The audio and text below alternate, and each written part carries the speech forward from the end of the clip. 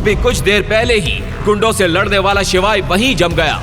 Headshot के आदमियों ने शिवाय को पकड़ लिया और वहां से ले गए। नंदिनी और देव भी उनके पीछे निकल गए। शिवाय हेडशॉट की कार के पीछे डिक्की में बंधा पड़ा था। गाड़ी एक सुनसान जंगल के बीच पहुंची।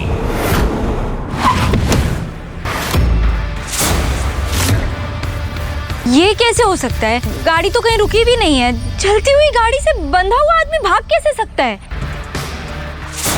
ये पेन उसका है क्या? हाँ, वो भिकमंगा इसी से पेपर साइन करता है। तुम लोग जानते भी नहीं हो कि तुम लोगों ने क्या किया है। तुम लोगों ने तो मुझे मरवा ही दिया। अवंतिका ने जब आंखें खोलकर देखा तो उसे पता चला कि हेडशॉट के हाथ कांप रहे थे। अवंतिका को यहां से इज्जत के साथ बाहर ले जाओ और गाड़ी में बिठाओ, शिवाय ने हेडशॉट से कहा। हेडशॉट ने तुरंत अवंतिका को बाहर गाड़ी में बैठाया और भागते हुए शिवाय के सामने वापस आ गया। खेल में अचानक पासा कैसे पलट गया था, अवंतिका को जरा भी समझ नहीं आ रहा था। वो बस खुश थी कि आज महाकाल ने एक फरिश्ते को भेजकर उसकी इज्जत और जान दोनों बचा ली थी। आप तो वही है, हेडशॉट ने शिवाय से कहा। उसकी आंखों में उसका डर साफ नजर आ रहा था, लेकिन वहां मौजूद विकी को हेडशॉट के इस डर का कारण समझ नहीं आ रहा था। इससे पहले कि वो किसी से कुछ पूछ पाता, हेडशॉट ने शिवाय के सामने हाथ जोड़ते हुए कहा, मुझे माफ कर दो मेजर, मुझसे गलती हो गई। आप मुझे सजा दो, आप मुझे जो सजा दोगे मुझे मंजूर है। उसकी ऐसी हालत देखकर शिवाय आराम से सोफा पर बैठा लाइटर से खेलते हुए मुस्कुरा रहा था। ये वही लाइटर था जो हेडशॉट ने 5 साल पहले उस लड़ाई के बाद देखा था, जिसमें मेजर ने अंडरवर्ल्ड किंग को हराया था। उस लाइटर पर मेजर गुदा हुआ था। कुछ सेकंड्स के बाद शिवाय ने लाइटर को टेबल पर रख दिया और हेडशॉट की तरफ देखते हुए विकी को सुनाने के लिए बोला, यहां पर अभी कुछ लोग कुछ कह रहे थे।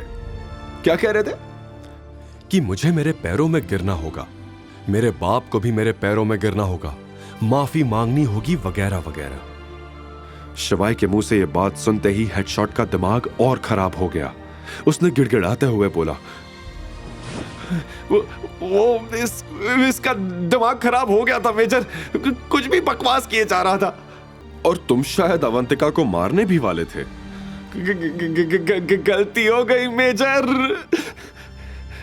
हेडशॉट ने अपने दोनों हाथ जोड़ दिए। विकी को अब तक समझ में आ गया था कि शिवाय कोई छोटी मोटी चीज नहीं था। अगर विकी वक्त रहते शिवाय से माफी नहीं मांगेगा तो शिवाय इसी वक्त उसकी जान ले सकता था। ऐसे में वो भी शिवाय के पैरों में आकर गिरा और बोला, मुझे माफ कर दो, मुझसे बहुत बड़ी गलती हो गई। आगे फिर ऐसा कभी कुछ नहीं होगा।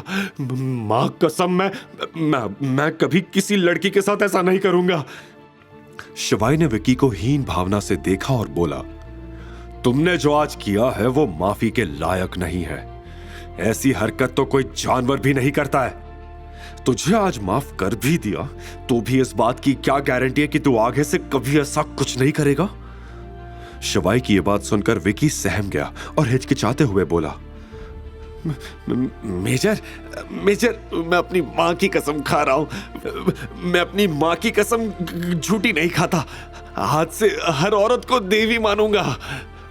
शिवाय उसकी बात सुनकर मुस्कुराया और बोला, काश तुझे इस बात का एहसास पहले से होता, क्योंकि मैं तुझ जैसे राक्षस को सजा दिए बिना छोड़ने वाला नहीं हूं। उसने हेडशॉट को देखा और बोला, इस मामले में तुम मेरी मदद कर सकते हो। शिवाय का भरोसा जीतने का हेडशॉट के पास इससे अच्छा मौका नहीं था। उसने तुरंत कहा, जी मेजर, आप बस बताइए इससे कौन सी सजा दूं। शिवाय ने जवाब में गहरी सांस लेते हुए कहा, तुम तो मुझे जानते हो ना हेडशॉट, मेरी तरह सोचो और इसे सजा दो। कहकर शिवाय खड़ा हुआ और बाहर चला गया। हेडशॉट ने विकी के ही कुछ गार्ड्स को बुलाया और बोला, इसे खड़ा करो, जल्दी जाओ। गार्ड्स तुरंत विकी की तरफ बढ़ने लगे।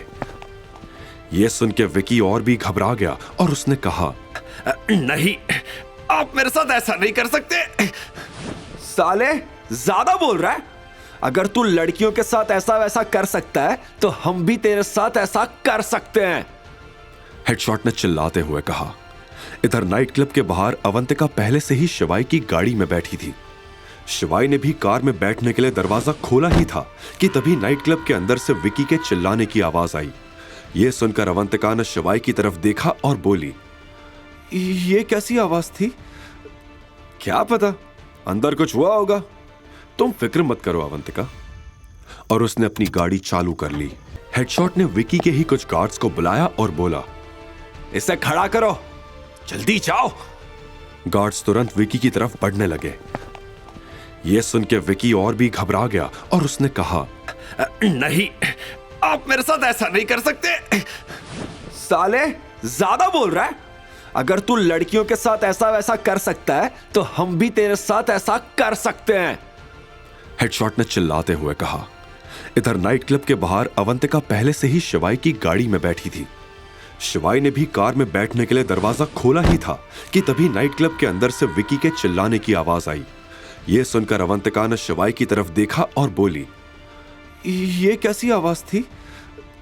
क्या पता, अंदर कुछ हुआ होगा। तुम फिक्र मत करो अवंतिका। और उसने अपनी गाड़ी चालू कर ली। वैसे तुम हो कौन और तुम्हें किसने बताया कि मैं यहां हूं? अवंतिका ने यह सवाल शिवाय से पूछा। अवंतिका के मन में यही चल रहा था कि कहीं शिवाय वही लड़का तो नहीं जिसने 12 साल पहले उससे प्रॉमिस किया था। इससे पहले कि शिवाय अवंतिका की इस बात का जवाब दे पाता, अवंतिका का फोन बज उठा। यह रेखा का फोन था। उसका नाम देखते ही अवंतिका का गुस्सा 7वें आसमान पर चढ़ चुका था।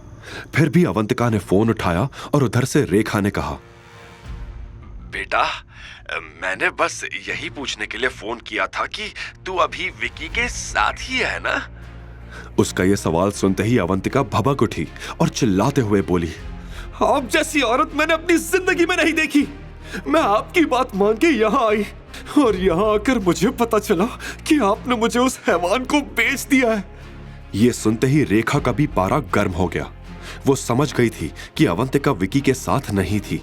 ऐसे में उसने कहा, तुम मेरे ऊपर चिल्ला रही है? तुझे तो मुझे शुक्रिया कहना चाहिए था, वरना तुझे विकी जितना अमीर आदमी क्या कभी मिल पाता? ये सब आपने मेरी जिंदगी बनाने के लिए नहीं, अपनी जिंदगी बनाने के लिए किया है। पैसे लिए आपने उससे मेरे बदले में। लेकिन तेरी प्यारी दादी को तो सब पता ही था ना, उन्होंने ही तुझे समझाया था वहां जाने के लिए। आप सभी लोग एक जैसे ही हो। ये कहते हुए अवंतिका का गला भर आया था। उसकी आंखों से आंसू टपकने लगे थे। शिवाय जो कि बगल में बैठा था वो सारी बातें सुन रहा था। उसे भी अवंतिका के लिए बुरा लग रहा था। उससे रहा नहीं गया और उसने अवंतिका के कंधे पर हाथ रखते हुए कहा, अवंतिका रिलैक्स, तुम अब सेफ हो, फिक्र मत करो। रेखा ने शिवाय की यह आवाज पहचान ली थी। उसने गुस्से में कहा, तू इसके साथ क्या कर रहा है? नंदिनी को डिवोर्स देने के बाद भी हमारा पीछा नहीं छोड़ेगा क्या? रेखा की यह बात सुन के अवंतिका शॉक्ड हो गई। उसने सपने में भी यह नहीं सोचा था कि शिवाय और कोई नहीं बल्कि नंदिनी का एक्स हस्बैंड था। लेकिन अब अवंतिका को रेखा की एक भी बात नहीं सुननी थी और अवंतिका ने कॉल काट दिया। पर अभी भी अवंतिका के आंसू नहीं रुके थे। उसके दिल में बहुत कुछ था जो वो बाहर निकालना चाहती थी। जब उससे रहा नहीं गया तो उसने रोते हुए कहा, मेरी जिंदगी खराब है। पहले तो मुझे उस लड़के ने धोखा दिया जिसके इंतजार में मैं पागलों की तरह बजाज फैमिली की हर बात मानती रही, इस उम्मीद में कि एक दिन वो लड़का आएगा। लेकिन मैं ही पागल थी जो उसकी बातों में आ गई। और अब ये दादी। अवंतिका को यह कहते सुनकर शिवाय का दिल उसके लिए टूट रहा था। उसने अवंतिका की तरफ देखते हुए कहा, महाकाल जो भी करते हैं अच्छे के लिए ही करते हैं, वो तुम्हारा बुरा कभी नहीं करेंगे। शिवाय ने समझाया और अवंतिका को अपने आंसू पोंछने के लिए रुमाल दे दिया। उसने शिवाय से रुमाल लिया और अपने आंसू पोंछने लगी। अब अवंतिका भी थोड़ी शांत थी। उसने पहले एक नजर शिवाय को देखा और फिर एक गहरी सांस लेते हुए बोली, आई एम सॉरी, मैंने तुम्हें ठीक से थैंक यू तक नहीं बोला। आज तुम टाइम पर नहीं आते तो मेरी जिंदगी बर्बाद हो जाती। अच्छा, लेकिन मुझे तो लग रहा था कि मुझे आने में काफी देर हो गई। बीते 3 सालों को याद करके शिवाय ने धीमी आवाज में कहा। अवंतिका शिवाय की बात सुन नहीं पाई। उल्टा उसने शिवाय से पूछा, तुम वही हो ना जिसकी बातें ऑलमोस्ट पूरे शहर में होती है? निकम्मा हस्बैंड, राइट? सॉरी, एक्चुअली लोग तुम्हारे बारे में यही कहते हैं, लेकिन मुझे तो तुम कहीं से भी निकम्मे नहीं लगे। बल्कि तुम जैसा हस्बैंड किसी लड़की को मिल जाए तो उसकी जिंदगी जन्नत हो जाए। यह सुनकर शिवाय शर्मा गया और उसने एक नजर अवंतिका पर डाली। फिर बात का रुख मोड़ते हुए अवंतिका ने वो सवाल पूछा जो वो जानने के लिए बेसब्र थी। और तुम्हें कैसे पता चला कि मुझे विकी के पास भेज दिया गया है? तुम्हारे किसी रिश्तेदार को बात करते हुए सुन लिया था। अब मैडम, अगर आपके सारे सवाल खत्म हो गए हो तो क्या मैं खुद सवाल पूछ सकता हूं? अवंतिका यह सुनकर शिवाय की तरफ देखने लगी।